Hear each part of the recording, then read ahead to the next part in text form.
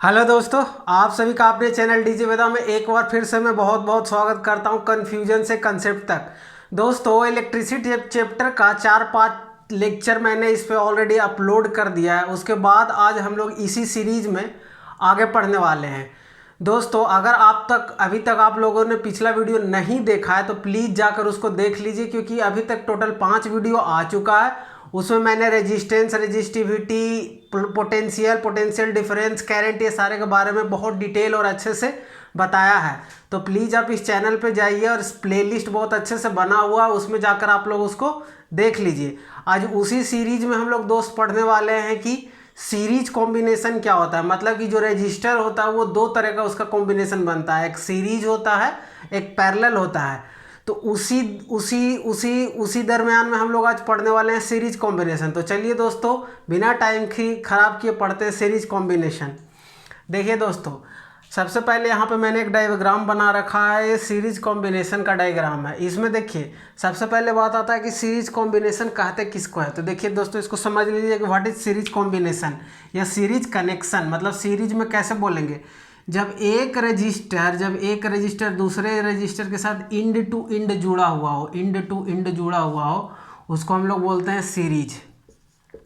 Series connection बोलते हैं।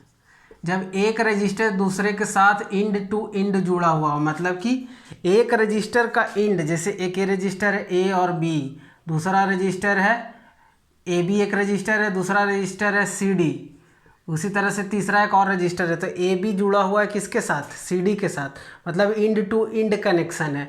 उसके बाद एक और रजिस्टर है तीसरा ई एफ। तो यहाँ पे देख रहे हैं रजिस्टर फर्स्ट R1 है मान लिया, या R2 है या R3 है, तो इंड टू इंड कनेक्शन होगा, उसको हम लोग बोलते हैं सीरीज कनेक्शन। मतलब ये सीरीज में जुड़ा हुआ है। अब देखिए, अब बात आता है कि सीरीज कनेक्शन हो तो गया, लेकिन हम लोग सीरीज कनेक्शन में एक डेरिवेशन होता है, एक प्रूफ होता है, उसको हम लोग प्रूफ करेंगे। जो सीरीज कॉम्बिनेशन में सीरीज कनेक्शन में जितने भी रजिस्टर लगे हुए हैं उनका इक्विवेलेंट, मतलब कि समतुल प्रतिरोध सारे प्रतिरोध के बराबर होता है। मतलब कि R1 R2 R3 के बराबर, ये पूरा के बराबर होगा। तो इसी को हम लोग प्रूफ करेंगे और समझेंगे।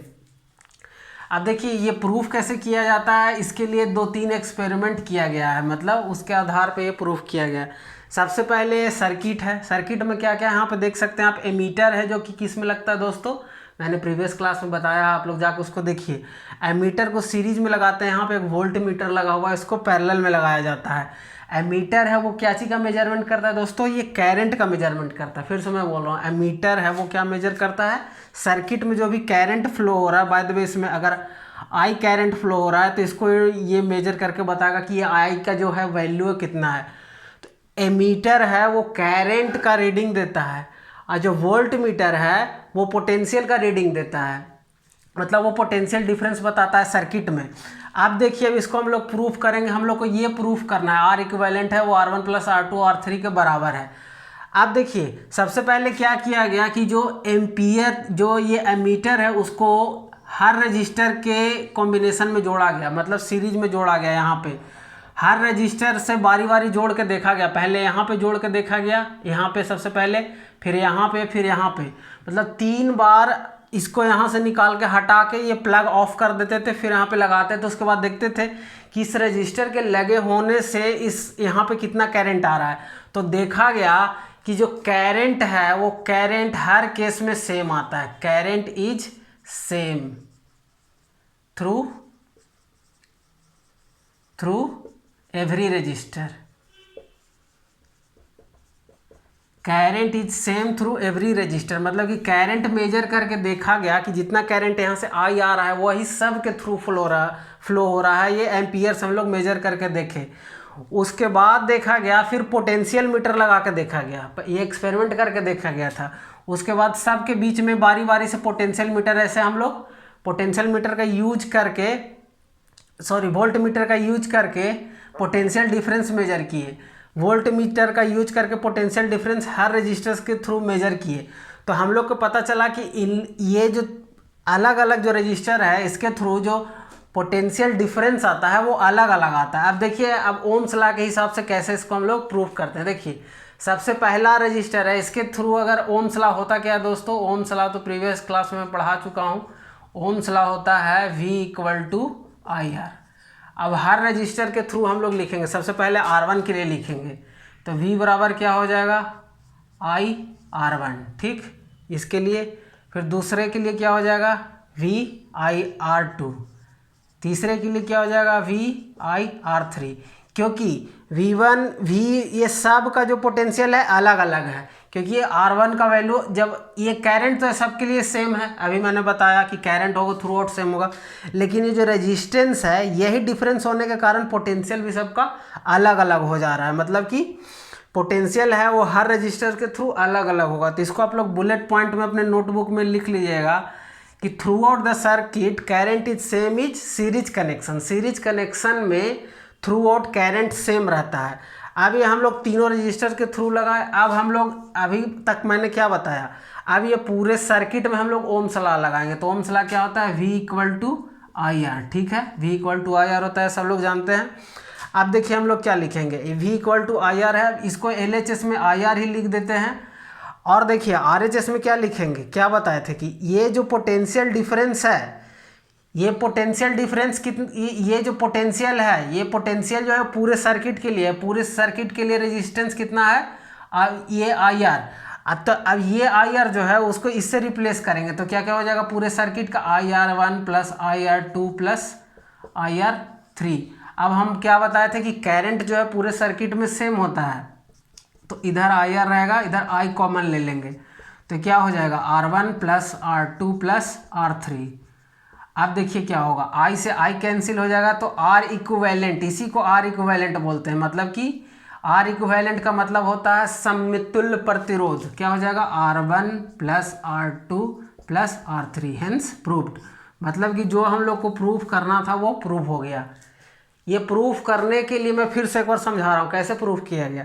सबसे पहले एक एमीटर लिया गया, फिर बाद में एक वोल्ट मीटर लिया गया। वोल्ट मीटर से पोटेंशियल डिफरेंस मेजर किया, एमीटर हर रजिस्टर के अक्रॉस लगा के देखा गया तो देखा कि करंट सब के थ्रू सेम आ रहा है और किसके बराबर है, जो सर्किट में बैटरी लगा हुआ है, जो बैटरी लगा हुआ है उसके बराबर जितना ये करंट जिस तरह से दे रहा है उसके बराबर है।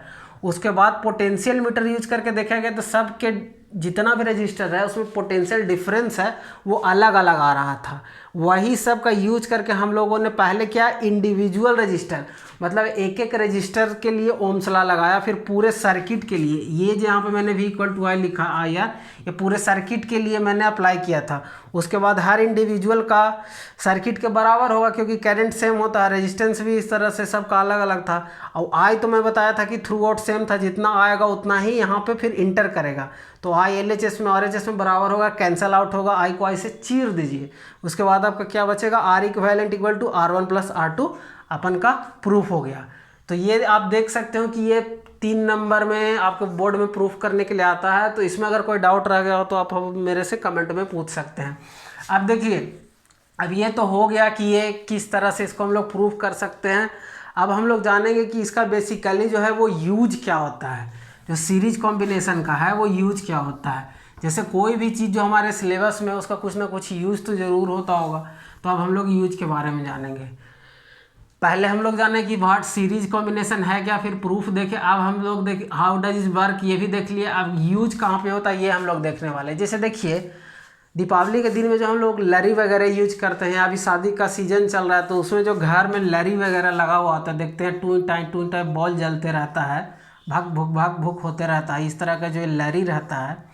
इसमें आप लोग देखते होंगे कि अगर ये वाला कोई छोटा सा LED है या बल्ब है, LED या बल्ब है, ये अगर फ्यूज हो जाता है तो क्या होता है, ये पूरा जो है ये बंद पड़ जाता है, मतलब कि पूरा बंद हो जाता है। तो सीरीज कॉम्बिनेशन का पहचान यही है कि अगर एक फ्यूज हो गया, ख़राब हो गया, तो पूरा सर्किट है वो ख़राब हो जाएगा, वो वर्क नहीं करेगा। इंटायर जो सर्किट है, इंटायर सर्किट यानी कि पूरा सर्किट आपका काम नहीं करेगा।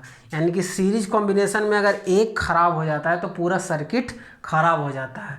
तो इस तरह से अब कुछ जगह पे मजबूरी है कि सीरीज में ही हम लोग यूज कर सकते हैं, इसलिए लरी वाला जो कनेक्शन किया जाता है वो सीरीज में होता था। हालांकि आजकल तो एडवांस हो गया कई जगह पे, उसको भी किस तरह से करके पैरेलल में हम लोग यूज कर रहे हैं कि कुछ कुछ देखते होंगे लरिया आने लगा, उसमें एक ख़राब हो जाने के बाद भी देखिएगा कि जो कुछ को एक सीरीज में कर देता है, कुछ को दूसरी सीरीज में कर देता है, दोनों को पैरेलल में कर देता है। तो एक क्या होता है, ख़राब होने के बाद भी दूसरा जलते रहता है। तो इसी में अगले लेक्चर में हम लोग पैरेलल कॉम्बिनेशन के बारे में जो है, तो मेन यूज यही होता है। अगले क्लास में हम लोग डिटेल में जानेंगे कि पैरेलल कॉम्बिनेशन क्या होता है और पैरेलल कॉम्बिनेशन का यूज कहाँ पे होता है, और पैरेलल कॉम्बिनेशन सीरीज कॉम्बिनेशन से कैसे अच्छा है, और पैरेलल कॉम्बिनेशन में जो इक्विवेलेंट रेजिस्टेंस है वो इंडिविजुअल रेजिस्टेंस से कम कैसे होता है। तो ये सारी चीज़ें हम लोग डिटेल में जानेंगे और बहुत अच्छे तरीके से जानेंगे। तो चैनल पे बने रहिए, प्रीवियस का जितना भी वीडियो है उसको आप लोग जाकर बहुत अच्छे से देखते रहिए और समझते रहिए। अगर कोई कन्फ्यूजन होता है तो हमारे चैनल के नाम से ही टेलीग्राम में भी आप लोग सर्च कीजिएगा, DG वेदा लिख के, DG वेदा लिख के सर्च कीजिएगा टेलीग्राम में, तो वहाँ पे भी हमारा चैनल का पेज मिल जाएगा। वहाँ पे भी आप क्वेरी पूछ सकते हैं कि किस तरह का आपको दिक्कत आ रहा है। तो वीडियो देखने के लिए आप सभी का बहुत बहुत धन्यवाद है। चैनल पे बने रहिए, हमारा मोटो है कन्फ्यूजन से कंसेप्ट तक।